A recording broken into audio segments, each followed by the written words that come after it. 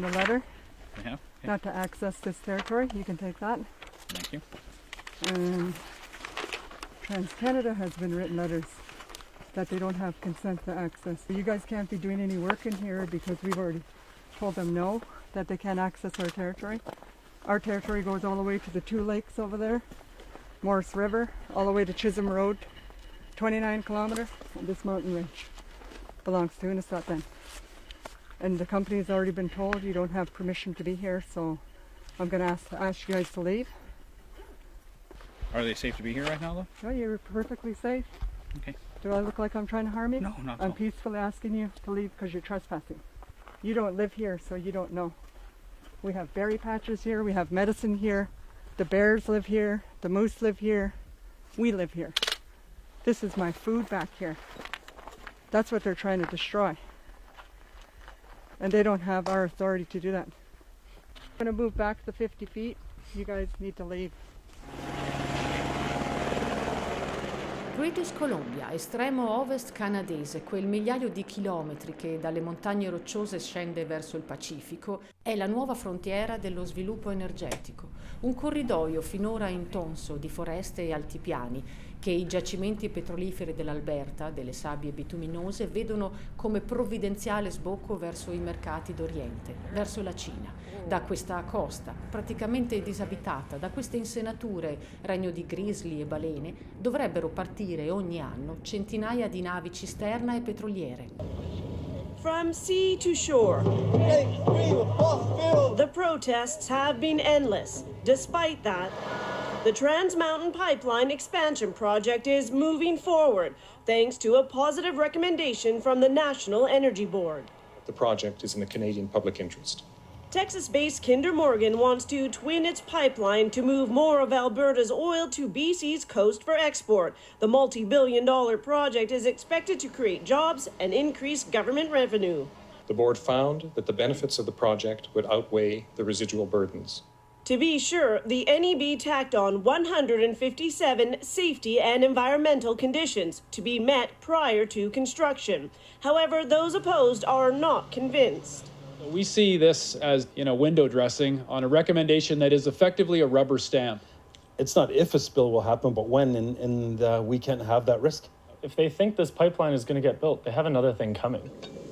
The stuff they're transporting isn't actually oil. It's stuff called diluted bitumen. And this is what happens when they take the tar sands. It's not like the rest of the world's oil. It's this sandy mixture that they basically just scoop right up off the ground in open pit mines.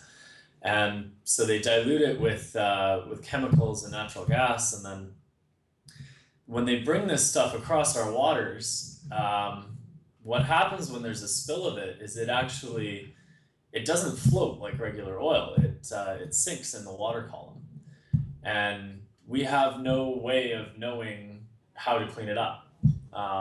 They just don't have the capacity or the knowledge in the world right now, let alone the ability to actually do it. So this is obviously in panic mode for BC communities, that they're going to be taking the amount of tanker traffic and increasing it by 7 times with this pipeline. There's a massive amount of local opposition to this project, partly because of our coast, and partly because it would enable the expansion of the tar sands in Alberta. And we know that the tar sands have to be basically gone in 5 years in order for us to have a safe and livable climate. But I'm the climate campaigner, and so our climate campaigns focus mostly on the west coast of Canada, and we work on opposing fossil fuel export projects. Most of my job is to keep fossil fuels in the ground, and by doing that, we prevent them from being exported to Asia. Canada is the 5th largest exporter of fossil fuels in the world.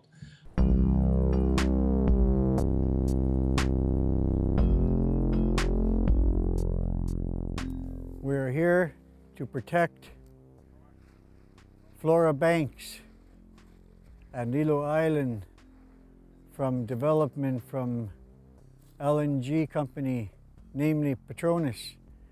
Lilo Island and Flora Banks have been the homestead of the Gitwalgyots tribe for over 10,000 years, and the company trying to claim Lilo Island to build their LNG plant is Petronas.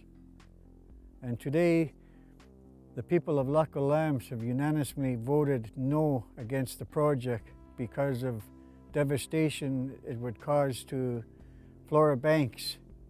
We have had people on Lilo Island looking for sites for test drilling, and we have a group of people here today. We're setting up camp here to let the people of Canada and British Columbia know that this fight that we're putting up here today is for all of the people of British Columbia and Canada as a whole.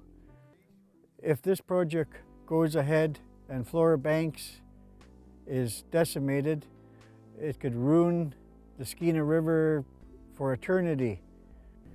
If you take away the fish, then you take away the people. It's simple as that. You take away the Skeena River, you take away the people.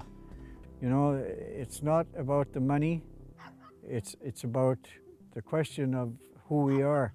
You know, without this, we're going to lose a lot here today. Petronas, a Malaysian-owned company, is proposing to build a liquefied natural gas terminal in the estuary of the Skeena River near Prince Rupert. And the estuary is where every single salmon from every tributary in our entire watershed goes. So every lake, every river, every creek, they all need the estuary to survive. It's where the salmon go to adjust from freshwater to saltwater. It's where they learn to find food in the ocean and hide from predators and adjust from a river's current flow to tidal motion. And there's one place that these salmon need, and that's the estuary, and most specifically Flora Bank and around Lilo Island. So that's where we found the vast majority of the fish. More than 90% of the fish actually go to Flora Bank, which is really interesting. It's also the exact spot that Petronas is proposing to build their liquefied natural gas terminal, which is a massive piece of industrial development. So massive, in fact, that it will put out more greenhouse gas emissions than an oil sands operation or a coal-burning power plant.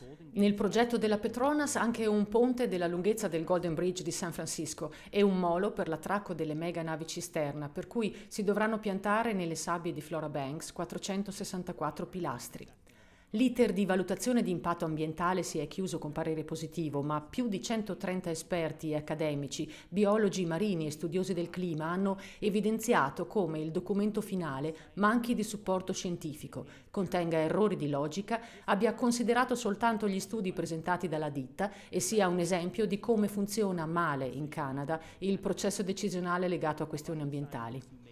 Tra i firmatari il geologo Patrick McLaren, autore di uno studio su Flora Bank, la formazione sabbiosa così particolare, residuo dell'era glaciale di 10.000 anni fa, una formazione che si regge su un delicato equilibrio di maree e di correnti. Lo studio di McLaren conclude che la costruzione degli impianti per il raffreddamento e l'esportazione del gas infrangerebbe le maree che mantengono la stabilità di Flora Banks.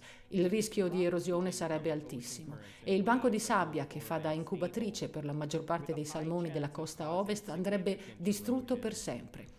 Ma lo studio di McLaren, benché pubblicato, è stato del tutto ignorato dalla valutazione di impatto ambientale. Le minacce delle nuove strutture non finiscono qui. Nei 5 anni necessari alla costruzione ci saranno esplosioni, disboscamenti, sversamenti di materiale di riporto, scavi sottomarini. Per fissare i pilastri nella roccia sotto la sabbia, l'inquinamento acustico sarà estremamente dannoso per tutti gli animali della zona, dal salmone alle balene alle orche marine. E una volta operativo il terminal provocherà rumori sottomarini continui, per non parlare delle emissioni di gas serra e dell'inquinamento luminoso che disturberà la migrazione dei salmoni solitamente notturna. Un impatto devastante, di cui i documenti ufficiali però non fanno parola. Tutto questo ha convinto i Lax Kw'alaam a votare all'unanimità contro il progetto e a respingere al mittente l'offerta della Petronas, che aveva proposto di pagare compensazioni e contributi per un totale di oltre $1 miliardo. I Lax Kw'alaam hanno detto di no e sono stati costretti ad occupare l'isolotto di Lelu Island e su quell'isolotto sono accampati dallo scorso agosto. Our government is about to make a decision about whether or not to approve this project. And the only responsible decision is to reject it from the perspective of climate, the perspective of wild salmon, the economy, and human health. It just doesn't make sense at all. Even to propose a project like this is pretty ridiculous. There are many people organizing across Canada asking our Prime Minister and our government to use common sense and to reject this project. So over 34,000 comments were submitted to the Canadian Environmental Assessment Agency. There's now thousands and thousands of calls, petitions, tweets, all sorts of things happening right now, asking our Prime Minister to make the right decision and reject this project. My ancestral name is Algonquin. I am one of the house leaders of the Gitral-Gyots tribe, and I bring you greetings from the Lakw'alaams people, the Tsimshians of the northwest coast of Canada. Per far sentire la propria voce, le 9 tribù alleate della costa ovest si sono rivolte alle Nazioni Unite e il 12 maggio a New York hanno lanciato il loro appello al forum permanente dell'ONU sulle questioni indigene. Aiutateci a salvare la nostra terra. Parlate con il nostro presidente, hanno detto i delegati al Palazzo di Vetro. In quello stesso palazzo dove 2 giorni prima il governo canadese aveva ratificato la dichiarazione sui diritti dei popoli indigeni, che impegnerebbe il governo Trudeau a consultare i nativi su ogni progetto di infrastrutture. And our Minister of Indigenous and Northern Affairs came before you and pledged to fully support the language and intent of the United Nations Declaration. What they plan to do is to take that gas and pump it to the coast and then put it in these liquefaction facilities where they have to cool the gas down to negative 160 degrees Celsius. So it takes like a huge amount of power to be able to do this. And all of that power comes from burning some of the gas that comes towards the facility. So the provincial government is pitching this as, you know, we need liquefied natural gas to get Asia off of coal, because obviously coal is a disaster for Asian cities and the smog that goes on, but of course for the climate. And you know, if you burn natural gas and burn coal, natural gas is actually substantially better. But that's only when you take a look at the emissions that happens when you burn it. When you take the full life cycle view of it, and you have the emissions from fracking, and then the compressor stations, and the liquefaction facility, and getting this gas across the ocean, liquefied natural gas is actually worse than coal. What we're seeing with the LNG industry is that they are preying on the poverty of Indigenous people. So they come in, they see impoverished situations, they come in and they promise all kinds of money and, you know, and jobs. And I have found that communities aren't signing on with the development because they want a pipeline through their traditional territory. They're signing on because they're making a crisis-based decision. People are tired of being impoverished, and it's bullshit that they are. I mean, this is Canada. We shouldn't have people living in such terrible conditions like they do on many reservations. We have a government that is completely bought and paid for by industry in BC. I don't believe that is true of Trudeau, but I don't know. He does talk a good talk, and the decision on this project will prove whether or not he's actually going to walk the talk.